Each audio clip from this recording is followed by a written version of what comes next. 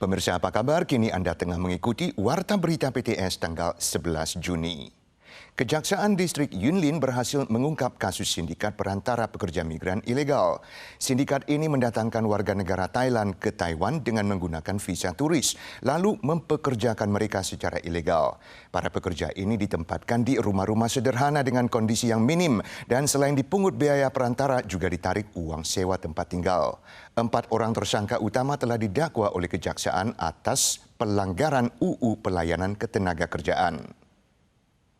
Sebelum fajar terbit, Satgas Kepolisian langsung menggerebek rumah di Kecamatan Siluo dan Desa Elun di Yunlin dan menemukan sejumlah PMA ilegal.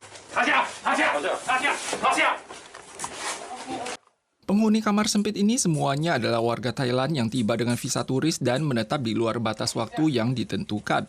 Sejak Desember 2023, tersangka utama bermarga Chai bersekongkol dengan seorang wanita Thailand ilegal lainnya untuk mengatur kedatangan 21 warga Thailand dan menyalurkan mereka secara gelap kepada petani dan majikan yang membutuhkan.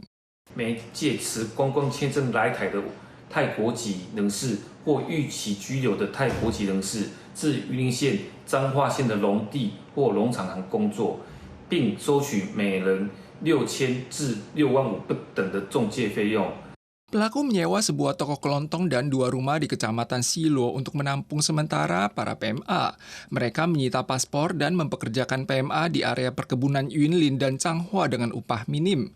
Selain menagih biaya makelar, oknum juga bertindak sebagai pemilik rumah dan memungut $2.000 Taiwan per orang sebagai iuran sewa, air, dan listrik per bulan.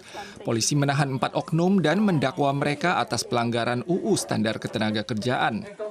Jumlah PMA di Taiwan hingga April tahun ini mencapai 880.000 orang. 99.000 diantaranya berstatus kaburan. Angka ini terus meningkat. Serikat PMA sanksi bahwa hal ini dapat ditanggulangi dalam jangka singkat, mengingat krisis SDM yang melanda Taiwan ditambah dengan kurang memadainya informasi di kalangan PMA.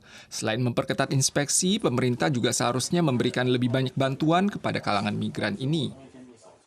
Terungkapnya kasus penitipan anak ilegal di Taoyuan baru-baru ini kembali mengejutkan masyarakat, di mana 20-an anak kecil dan balita ditampung di sebuah kamar kecil berukuran 30-an meter persegi, sedangkan orang yang merawat adalah WNA tak bersertifikasi. Ormas perawatan anak pun mendesak pemerintah untuk menaruh perhatian pada masalah perawatan dan penitipan anak ilegal serta disparitas sistematis.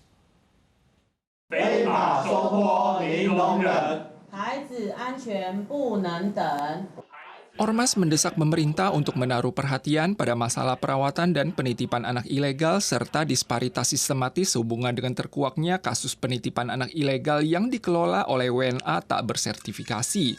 Ormas menyatakan keprihatinan terkait masalah kualitas perawatan buruk, kondisi tidak higienis, etika disiplin di luar standar, bahkan penganiayaan anak. 非常轰动的凯凯案事件就是一个在没有检查好的一个空间里面，然后来去托育孩子。 Ormas melayangkan 3 tuntutan, mencakup mendesak pemerintah menindak tegas aksi perawatan dan penitipan anak ilegal, memperkuat mekanisme intervensi secara proaktif dan menggalakkan inspeksi terhadap keluarga beresiko tinggi dan lembaga ilegal.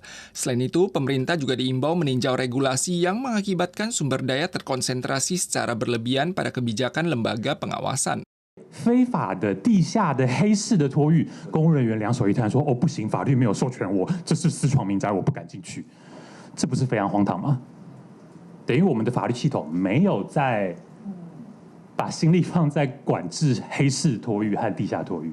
Pelonggaran kontrol terhadap WNA dan individu tak bersertifikasi untuk mengelola pusat penitipan anak menimbulkan kekhawatiran terkait kontradiksi arah kebijakan. Bila pemerintah tidak peduli pada masalah krisis SDM dan hilangnya tenaga berbakat yang marak terjadi saat ini, kedepannya hal ini dikhawatirkan akan membuat semakin banyak keluarga tak berdaya dan terpaksa beralih ke lembaga ilegal ini. Berdasarkan statistik dari Kementerian Dalam Negeri MOI, populasi Taiwan mengalami pertumbuhan bulanan negatif berturut-turut 29 bulan pada bulan Mei. Jika tren turunnya kelahiran terus berlanjut, dihitung dengan hanya 6.832 bayi baru lahir pada bulan Mei, total jumlah kelahiran tahun ini mungkin akan lebih rendah dari 100.000. Menurut statistik MOI, hanya 6.832 bayi baru lahir pada bulan Mei tahun ini, berkurang 1.601 dibanding periode yang sama tahun lalu, menandai pertumbuhan negatif berturut-turut 29 bulan. Dengan ini, total populasi Taiwan menurun lebih dari 100.000 jiwa setiap tahun, dengan penurunan harian rata-rata 281,72 jiwa. Menurut para ahli, penurunan populasi Taiwan ini akan berdampak signifikan pada daerah pedesaan yang mengalami arus keluar penduduk. Hujan deras yang didatangkan sistem frontal dan monsun barat daya telah menimbulkan sejumlah bencana di berbagai pelosok Taiwan. Salah satunya adalah tanah longsor dan erosi jalan pertanian di Desa Duen Ai, Kabupaten Nantou. Namun, curah hujan juga membawa air yang melimpah ke waduk-waduk utama, meringankan kondisi kekurangan air di wilayah selatan. Hujan deras semalaman, sebuah jembatan di Desa Duen Ai, Kabupaten Nantou sepenuhnya terendam air tanggal 10. Sejumlah tanah longsor dan erosi jalan pertanian dilaporkan di daerah pegunungan sekitar dan ada pekerja konstruksi yang diketahui terjebak di gundukan pasir di tengah sungai. Namun curah hujan ini telah meredakan kondisi kekurangan air di wilayah selatan. Tanggal 11, tingkat penyimpanan air di Waduk Chengwen, Ushantou dan Nanhua masing-masing naik menjadi lebih dari 18%, 31% dan 45%. CWA memperkirakan sistem frontal secara bertahap menuju utara. Pengaruhnya terhadap Taiwan masih akan dirasakan, terutama hujan deras singkat disertai petir di pegunungan barat dan timur. Terbongkar sebuah kasus pelecehan anak di sebuah pusat penitipan anak di Yogyakarta, kota jantung kebudayaan Jawa Tengah, Indonesia. Melalui penggerebekan pada akhir April, polisi menemukan banyak anak kecil dengan tangan dan kaki terikat, beberapa bahkan diikat ke pintu. Orang tua melaporkan bahwa anak-anak mereka sering mengalami memar, luka-luka dan selalu menolak untuk bersekolah. Polisi telah menangkap 13 wanita terkait kasus ini.